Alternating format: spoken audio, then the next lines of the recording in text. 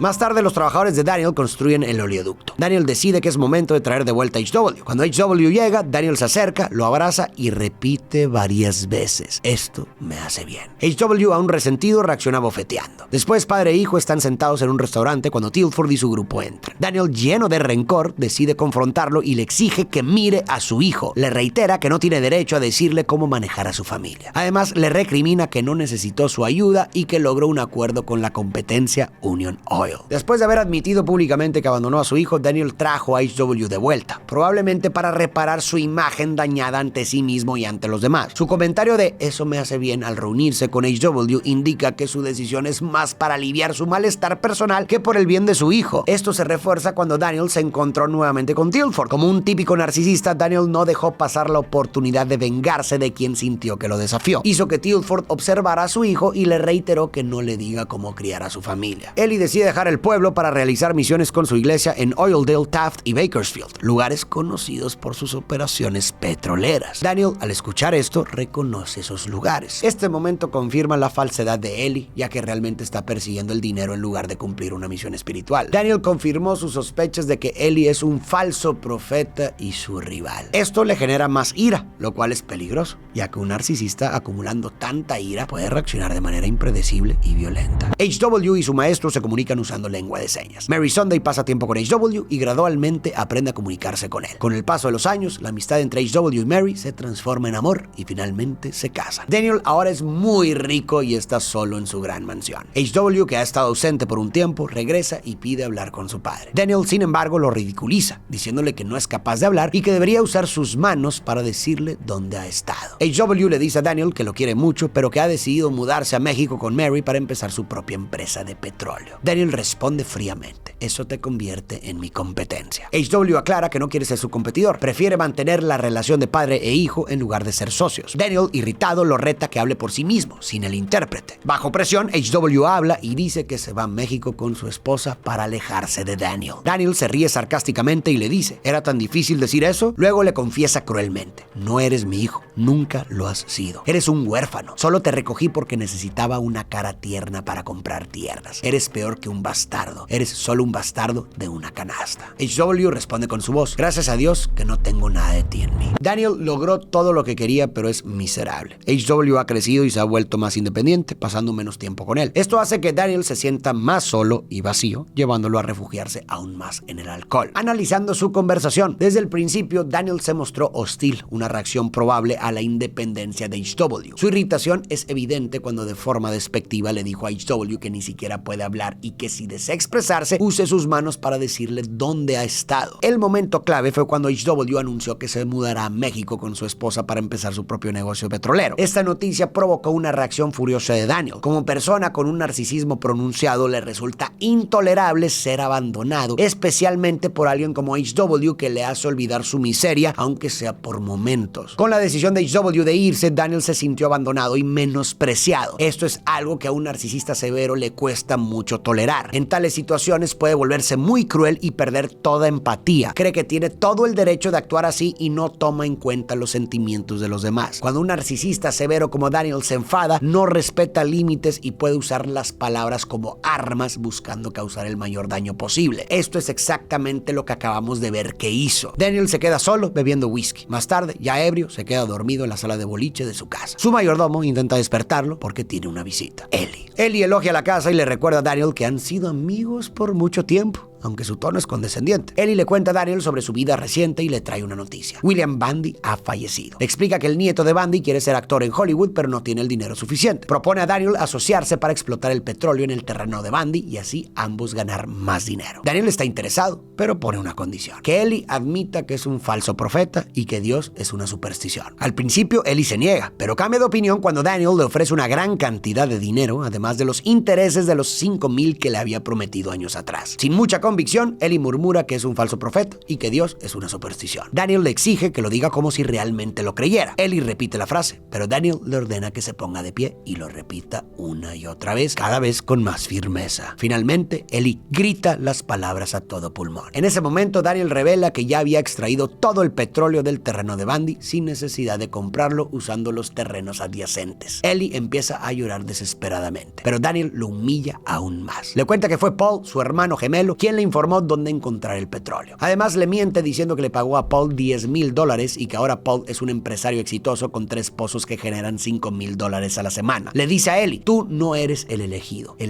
es Paul, él es el profeta. Daniel no se detiene, agarra a Ellie de las solapas y lo lanza al otro lado de la sala de boliche. Comienza a lanzarle bolas de boliche mientras grita: yo soy la tercera revelación. Ellie le suplica pidiendo clemencia, pero Daniel lo persigue hasta que toma un pino de peluche y lo golpea repetidamente en la cabeza hasta matarlo. Ellie, profeta de su iglesia, y Daniel, profeta del petróleo, se volvieron a encontrar. Daniel nunca olvidó cómo Ellie lo humilló públicamente y aprovechó para vengarse. Hizo que Ellie admitiera repetidamente ser un fraude, tal como Ellie lo obligó a admitir que había abandonado a su hijo. Finalmente, consumido por una ira y rencor que han aumentado tras años de soledad y alcoholismo, Daniel terminó con Ellie. Al final vimos que Daniel se autoproclamó la verdadera tercera revelación porque se ve a sí mismo como el profeta del petróleo que logró anticipar que el siglo XX estaría regido por el dios petróleo más que por cualquier deidad espiritual. Por esta razón, de manera metafórica, Ellie es el falso profeta y Paul el verdadero visionario entre los hermanos, ya que fue el primero en reconocer el potencial del petróleo. Daniel está tan borracho que se tambalea. Intenta apoyarse en la pared, pero cae al suelo. El mayordomo se acerca y le pregunta: ¿señor Daniel? A lo que él simplemente responde: ya terminé. Reflexionando sobre el trágico personaje de Daniel, nos enfrentamos a un retrato desgarrador de cómo las virtudes pueden, cuando se desvían hacia el extremo, convertirse en venenos. Daniel empezó como un personaje admirable por su tenacidad y ambición, esenciales para mejorar la vida, pero después reveló que la ambición descontrolada puede degenerar en avaricia y el deseo de superación en un narcisismo despiadado. En su búsqueda de éxito, Daniel quedó atrapado en sus propias ideas distorsionadas. Para él, solo sus logros materiales le daban valía. Esta creencia lo llevó a alcanzar logros casi inimaginables, pero al mismo tiempo lo sumergió en un profundo vacío emocional. Daniel se convirtió en prisionero de su narcisismo, que destruyó cualquier relación genuina con los demás. Su final nos recuerda que el éxito externo no puede llenar un vacío interior. Que la historia de Daniel nos sirva de advertencia sobre el riesgo de permitir que los peores aspectos de nosotros mismos controlen nuestras vidas. Que nos impulse a reflexionar sobre nuestras propias metas y ambiciones y a buscar un equilibrio que nos permita avanzar sin perder nuestra humanidad en el proceso.